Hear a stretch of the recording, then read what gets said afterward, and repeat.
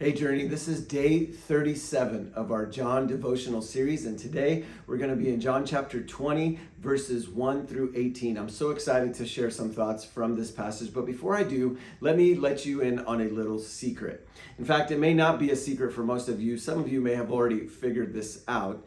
I'm the type of person that is not good with names. Maybe you can relate to this, where you meet somebody, they'll tell you their name, you use it in conversation in the time, in that moment, and then, a couple hours later, you forget that person's name. A couple days later, it's gone completely. Now, I'm the type of person that would never forget a face. So if I see you and if I see somebody walking around and I know that person, I just can't place where or who they are or what their name is. Now, my wife is the complete opposite of that. She remembers everybody's name. We'd be walking in Costco 2 years ago. She met somebody and, "Hey, Linda, how are you?" And I'm like, "I know you. I just didn't know or remember that your name is Linda." So if you see me in the lobby and I don't know your name and I'm like, "Hey, buddy, hey, friend, hey, pal, like, how are you, my dear?"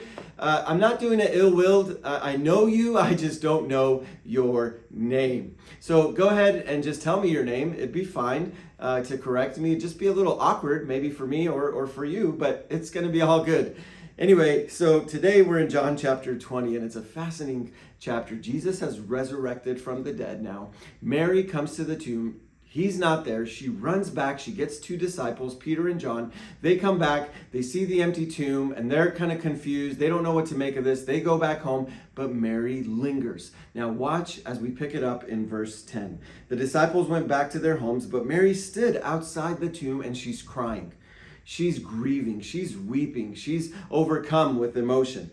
As she wept, she bent over to look into the tomb. Like, really? Is he really gone? She had just walked in, the disciples walked in, confirmed it, but she's looking in one more time. Man, I just want to make sure that Jesus is not there. And as she did, she saw two angels in white, seated where Jesus' body had been, one at the head and the other at the feet. They asked her, "Woman, why are you crying?" Now imagine, she is so overcome with emotion in this moment that two angels, angelic beings, show up in the tomb, and it doesn't faze her. She's not even disturbed. She's not even like, "Oh, wow, two angels." No, she's like, "Oh, two angels. Cool. Where's Jesus?"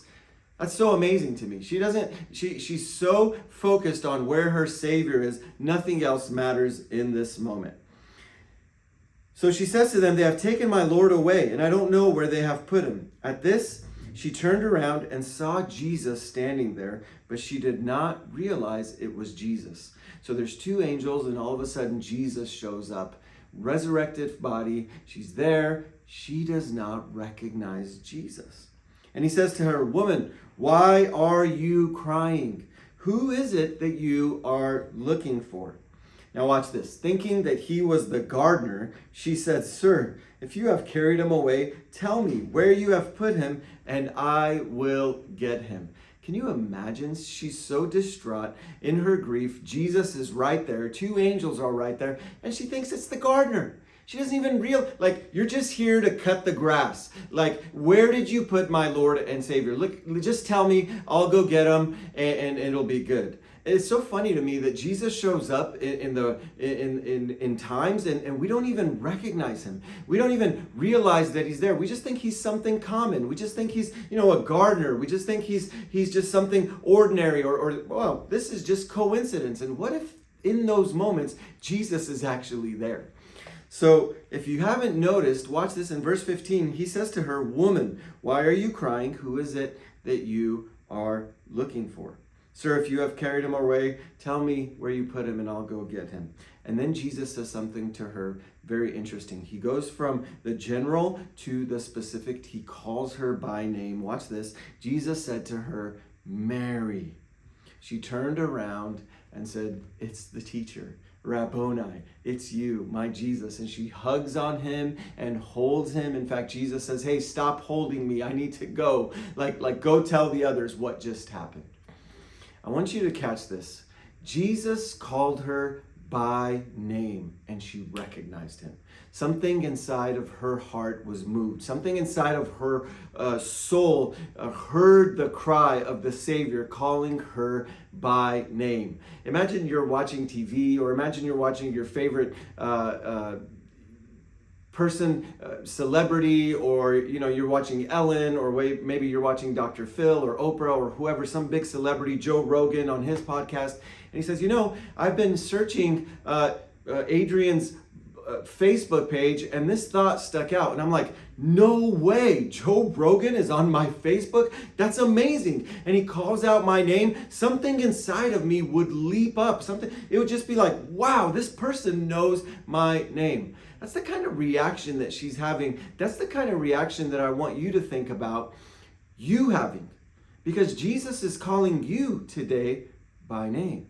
And when he calls you by name, when he looks at you and wherever you find yourself and says, Mary, Steve, Joseph, whatever your name is, he's calling you by name. Something inside of your soul will jump. Something inside of your soul comes alive.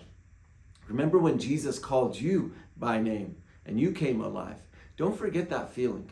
And please be praying as we make our way to Easter Sunday morning. There's going to be a lot of people, new people, some people that have never heard about Jesus, some people that still consider Jesus a gardener, a historical figure, somebody that's just a common religious deity amongst the many other religious deities. And Jesus can do something powerful in that moment. He can call those people, that person, that unique friend of yours by name, and it'll change their life. They'll recognize Jesus, their eyes will be opened, and they will say, Teacher, Master, Lord. That's our heart's desire. That's my cry. Hey, in the comments, let us know what your experience was like when Jesus called you by name. I know for me that was a powerful moment, but Jesus is still calling people by name. Be encouraged today, Journey Church. We'll see you next time.